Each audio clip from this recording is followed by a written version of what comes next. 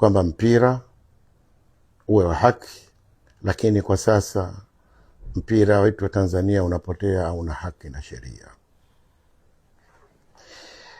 Katika sheria moja, TFF wanaiharibu sana soka la Tanzania kwa uendeshaji wao, upendeleo wao na kwa udhamini wao. Hasa marefa wa Tanzania ndio jungu kubwa la marefa kuharibu mpira wa Tanzania. Wakati wa Said Al-Mamri hatujaona machafuko haya. Ilikuwa mpira ukiendeshwa kihalali na kanuni na sheria. Ukaja mpira wakati wa Edward Katinga, ulisimama mpira imara.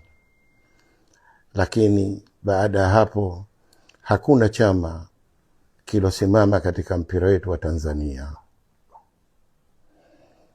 Kwa hiyo timu nyingi zimepita hapa nyuma, zimeshindwa kuendesha na zikajiondoa katika mpira wa Tanzania.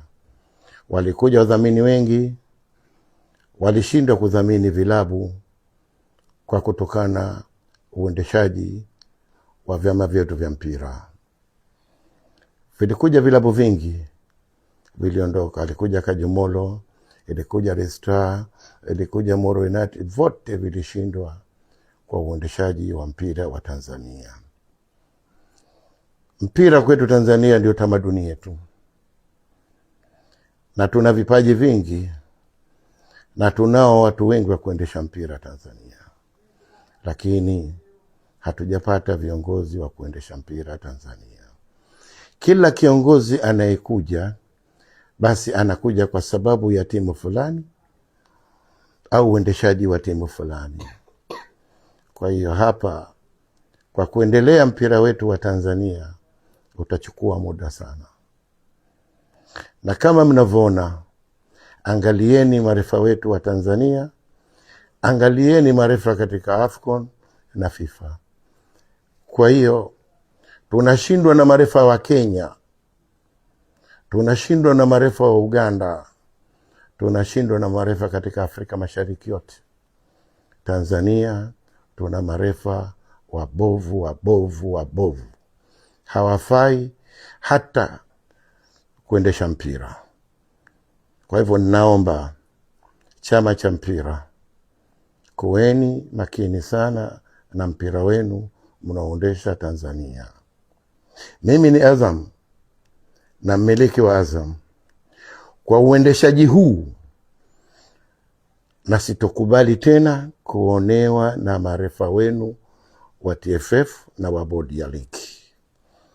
Lolote katika ligi ijayo nitachukua majukumu, lolote kwa njia ya marefa. Niko tayari kupambana na marefa nikiwa katika pichi, na niko tayari kwa wakati wowote TFF munifute katika ligi na muitoe timu yangu katika ligi yenu. Na sitoshindwa kuendesha, basi niko tayari kujiunga na ligi ya Zanzibar. Na hilo nakwambieni, sio kwa ajili ya kutoka mdomoni kwangu, kwa kutoka ndani ya moyo wangu. Nimechoka na mpira wenu, uendeshaji wenu na marefa wenu. Nimemaliza.